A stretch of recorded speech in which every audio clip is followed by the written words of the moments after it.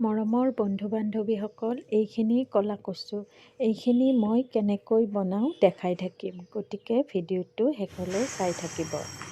এই কচুখিনি মই ভালদৰে ধুই বাকলিটো গুচাই সৰু সৰুকৈ কাটি লৈছোঁ।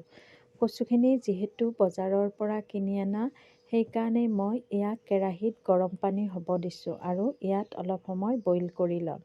কিয়নো কচুখিনিয়ে হয়তো ধৰিবও পাৰে, সেইবাবেই এনেকৈ বইল কৰি ল'লে কচুখিনিয়ে নধৰে। এতিয়া মই এই কচুখিনি ইয়াত অলপ সময় বইল কৰিম, যাতে কচুৰ ক'লা ক'লা পানীখিনি ওলাই যায়। এয়া দেখিছেনে, মই কচুখিনি এনেকৈ বইল কৰিলোঁ আৰু তাৰ পৰা এনেকৈ ক'লা ক'লা পানীটো ওলাই গ'ল। এতিয়া মই এই কচুখিনিৰ পৰা এই পানীখিনি গুচাই কচুখিনি ধুনীয়াকৈ আঁতি ল'ম, যাতে পানীখিনি সম্পূৰ্ণভাৱেই গুচি যায়। এয়া মই কচুখিনিৰ পৰা পানীখিনি ধুনীয়াকৈ গুচাই ল'লোঁ আৰু কচুখিনিৰ লগত দিবৰ বাবে মই এয়া আগতীয়াকৈ বুট তিয়াই ধুনীয়াকৈ চাফা কৰি ধুই ৰাখিছোঁ।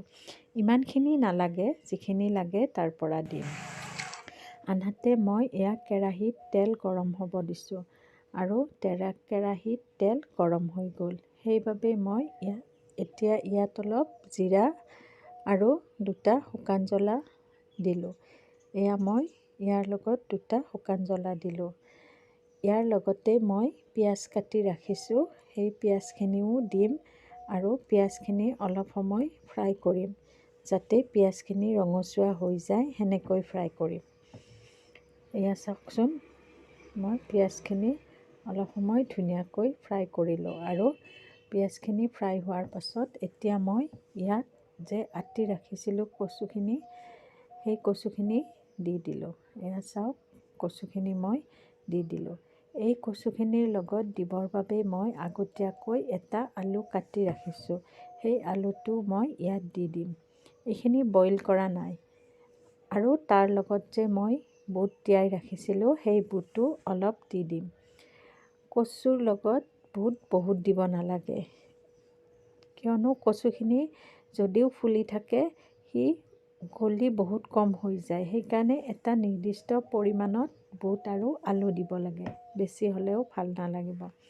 এতিয়া মই এই আটাইখিনি অলপ সময় ভালদৰে ফ্ৰাই কৰিম, হেতাখনেৰে লৰাই লৰাই ভালদৰে ফ্ৰাই কৰিম। আপোনালোকে ভিডিঅ'টো চাই থকাৰ লগতে ভিডিঅ'টো লাইক কৰিব আৰু কেনেকুৱা হৈছে কমেণ্ট কৰিব আৰু আগলৈ যাতে মই কিবা ভিডিঅ' দিলে পায়, তাৰ বাবে পেজটো ফ'ল' কৰি থৈ দিব। এয়া মই এতিয়া ইয়াত হালধি পাউডাৰ দিলোঁ আৰু তাৰ লগতে মই এতিয়া ইয়াত অকণমান জিৰা পাউডাৰ দিম। এইখিনি জিৰা পাউডাৰ আৰু তাৰ লগতে মই এখন সৰু চামুচেৰে এচামুচ জালুকৰ গুড়িও দিম। মই যিহেতু এয়া জালুকৰ গুড়ি, ইয়াত জ্বলা দিয়া নাই, গতিকে ইয়াৰ পৰাই এটা জ্বলা জ্বলা টেষ্ট আহিব। আপোনালোকে যদি কেঁচা জ্বলা খায়, তেনেহ'লে কেঁচা জ্বলাও দিব পাৰে। কেঁচা জ্বলা দিলে বহুত ভাল লাগে, সেইবাবে যদি খায় দি দিব। এতিয়া মই এইখিনি অলপ সময় এনেকৈ ধুনীয়াকৈ মিক্সকৈ ফ্ৰাই কৰিম আৰু তাৰ পাছত মই কচুখিনি এখন ঢাকনি লগাই দিম আৰু গেছৰ জুইখিনি চিমত দি দিম আৰু এনেকৈ কিছু সময় ঢাকনিখন মই লগাই থৈ দিম আৰু মাজে মাজে গুচাই কচুখিনি লাৰি থাকিম।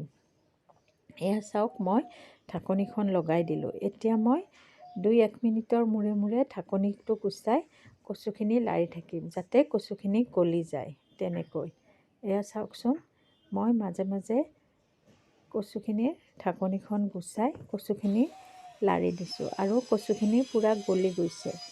সেইবাবে মই এতিয়া জুইটো বঢ়াই দিম আৰু মই আগতীয়াকৈ আদা বটি ৰাখিছিলোঁ, সেইবাবে মই ইয়াত আদাখিনি দি দিম আৰু তাৰ লগতে মই যিহেতু নিমখ দিয়া নাই, নিমখখিনিও দি দিম। এয়া চাওক, মই আদাখিনি দি দিলোঁ আৰু ইয়াৰ লগত মই এতিয়া নিমখো দিম আৰু তাৰ পাছত মই আকৌ অলপ সময় কচুখিনি জুইটো বঢ়াই ফ্ৰাই কৰিম আৰু তাত থকা পানীখিনি শুহি গ'লে এইখিনি হৈয়ে যাব।